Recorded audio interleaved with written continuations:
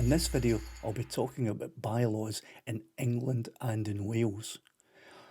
In the next video, I'll talk about bylaws in Scotland and in Northern Ireland, because how bylaws operate in the different nations within the United Kingdom are not the same.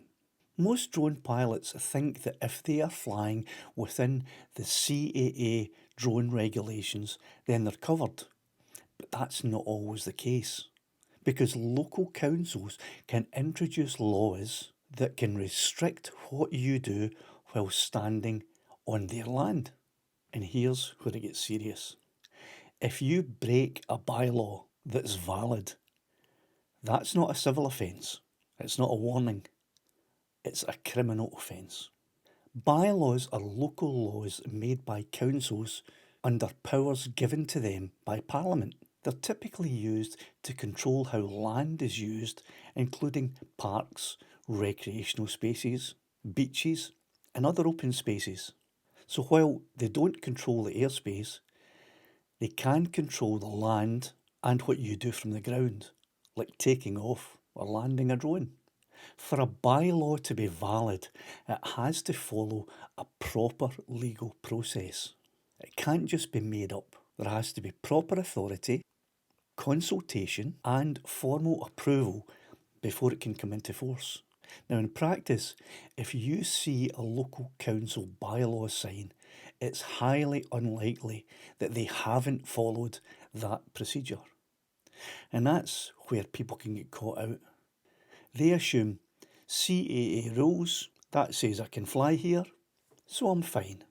But if a local bylaw restricts flying from that area or in that area, you could still be committing an offence, even if your actual flight is legal.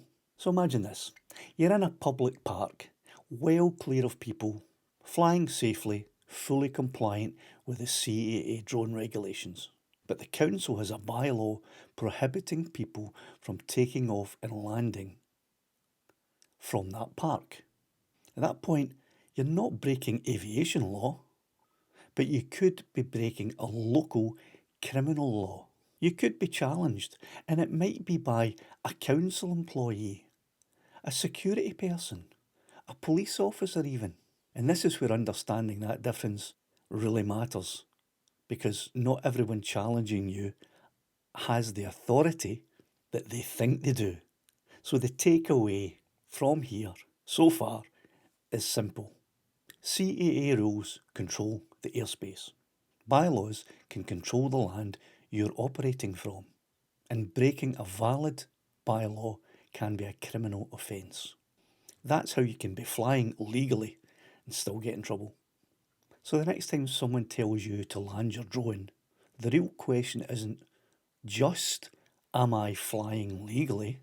It's, what are the actual laws that they are relying on?